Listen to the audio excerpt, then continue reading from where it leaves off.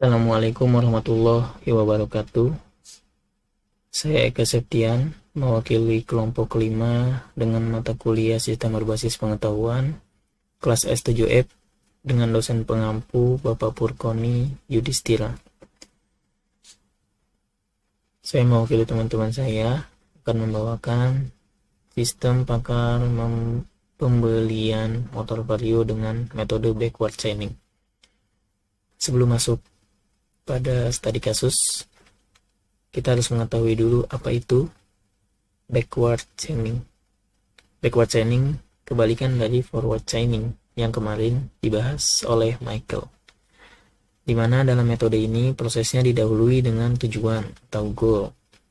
Metode inferensi bekerja mundur ke arah kondisi awal. Proses diawali dari goal yang berada di bagian then dari rules if then. Kemudian pencarian mulai dijalankan untuk mencocokkan apakah fakta-fakta yang ada cocok dengan premis-premis di bagian if.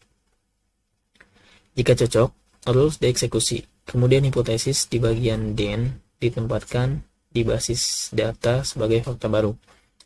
Jika tidak cocok, simpan premis di bagian if ke dalam stack sebagai sub-goal. Dan proses berakhir jika goal ditemukan atau tidak ada rules yang bisa membuktikan kebenaran dari sub-goal atau goal.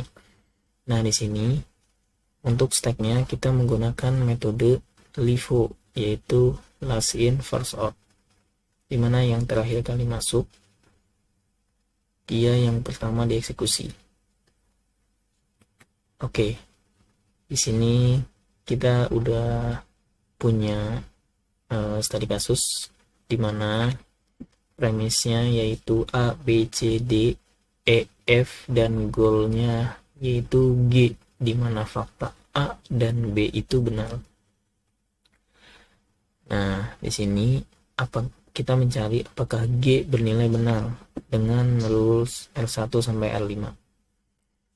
Nah, di sini kita menggunakan metode tabel, yaitu dimana fakta yang benar dimasukkan ke dalam database dan yang kita cari masuk ke dalam stack, dimana nanti penyelesaiannya adalah kita mencari fakta baru yang bernilai true, yang akan bernilai true, begitu. Lalu pertama-tama kita cari G. G ini terdapat pada R5, dimana F-nya ini bernilai false. Nah, karena F bernilai false, maka F ini masuk ke dalam stack. Lalu kita cari F. Kenapa kita carinya F? Karena kita menggunakan metode stacknya itu LIFO tadi, yang terakhir masuk. Nah, itu yang pertama kali kita eksekusi atau kita cari. Nah, kita cari F. Nah, F ini ada pada R2 dan R3. Karena di R2, C, dan D-nya ini false, seharusnya kita masukkan pada langkah ini, tetapi di sini kita nggak masukkan karena kalau dilihat D ini dia tidak memiliki keturunan di rules lainnya, maka akan panjang langkahnya jika kita masukkan C dan D ini. Nah, kita lakukan pencarian pada R3, dimana di sini juga ada F dan E-nya bernilai false, tetapi B-nya ini bernilai true, maka E-nya ini masuk ke dalam stack. Lalu kita cari E. Di sini E terdapat pada R1, di mana C-nya ini bernilai false dan A bernilai true, maka C-nya di sini baru dia masuk ke dalam stack. Begitu. Nah, untuk selanjutnya kita cari C, di mana C terdapat pada R4. R4 B-nya ini bernilai true. Nah, karena B bernilai true, maka C masuk ke dalam fakta baru dan bernilai true.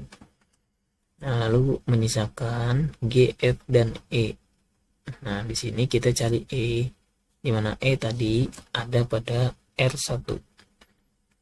Nah, di R1 C-nya ini tadi bernilai false karena C-nya ini kita udah dapat sebagai fakta baru, maka E-nya ini digeser ke fakta baru juga dan menyisakan G dan F. Lalu kita cari F, di mana F tadi ada pada L3 dan L2, tetapi kita eksekusi di L3, di mana E yang sudah masuk ke dalam fakta baru dan B termasuk fakta, maka F ini digeser ke dalam fakta baru. Nah, lalu menyisakan G. Nah, kita cari G. G ini terdapat pada R5, di mana F yang tadi sudah bernilai true, maka G juga digeser ke dalam fakta baru. Nah, lalu sampai langkah ini, stack sudah habis. Nah, maka dinyatakan G ini dinyatakan bernilai true. Dengan konklusi akhir, G bernilai benar karena tidak ada lagi stack yang memuat fakta-fakta lain, di mana G membeli sepeda motor. Nah, maka dengan metode-metode yang kami gunakan,